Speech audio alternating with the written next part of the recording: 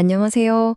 오늘은 미술사에서 가장 흥미롭고도 이상한 미스터리 중 하나를 함께 파헤쳐 보려고 합니다. 에르네스트 곰브리치의 통찰을 따라가다 보면 정말 놀라운 사실을 발견하게 될 거예요.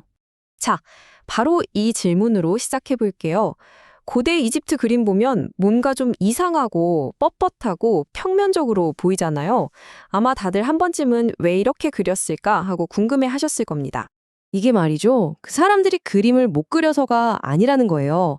사실 비밀은 거기에 있는 게 아닙니다.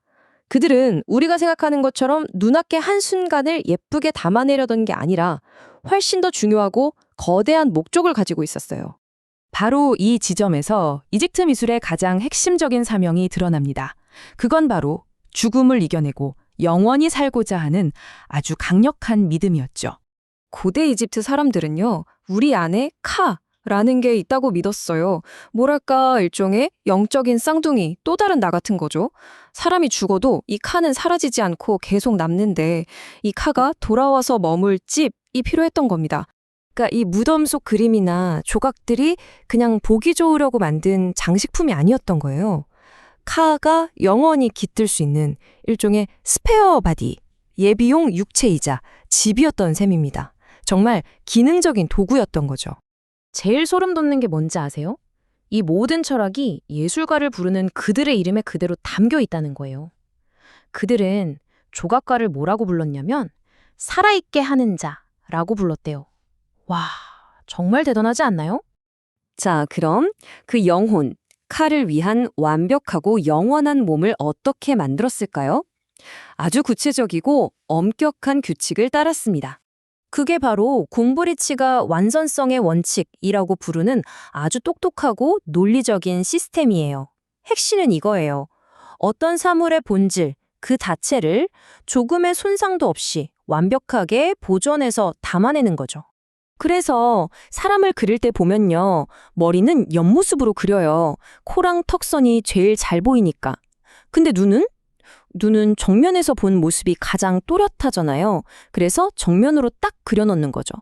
몸통은 어깨 넓이를 다 보여줘야 하니까 다시 정면. 그리고 다리는 다시 옆모습으로 그리는데 발가락 하나라도 빠지면 안 되니까 두 발 다 엄지발가락이 보이게끔. 어때요? 마치 인체를 분해했다가 가장 이상적인 모습으로 재조립하는 것 같지 않나요? 네, 바로 이겁니다. 이게 정말 핵심이에요. 이집트 미술가들은 눈에 보이는 대로 그린 게 아니라 그 사람이나 사물에 대해 자기가 안다고 생각하는 것, 그 본질을 그린 겁니다. 이 방식이 수천 년 동안 절대적인 규칙이었어요. 누구도 의심하지 않았죠. 그러다 고대 그리스에서 완전히 새로운, 정말 혁명적인 생각이 싹 트기 시작합니다. 그리스 사람들이 이런 급진적인 질문을 던지기 시작한 거죠. 잠깐만, 규칙 말고 그냥 내 눈을 믿고 보이는 그대로 그리면 어떨까? 바로 여기서 미술사의 거대한 전환이 일어나는 겁니다. 이집트처럼 기억과 개념에 의존해서 아는 것을 그리던 방식에서 그리스처럼 관찰을 통해 보이는 것을 그리는 방식으로요. 목표 자체가 영원성에서 사실성으로 완전히 바뀌어버린 거죠. 이런 새로운 사고방식 덕분에 미술사의 길이 남을 기법이 발명됩니다. 바로 단축법인데요.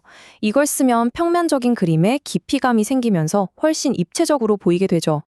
이게 별거 아닌 것 같아도 정말 엄청난 사건이었어요. 역사상 처음으로 어떤 예술가가 발을 옆에서 본 모습이 아니라 정면에서 보이는 그대로 그릴 용기를 낸 겁니다.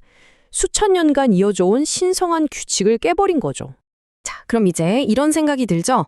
아, 그럼 그리스 방식이 맞는 거고 이집트 방식은 그냥 좀 원시적이었던 거구나.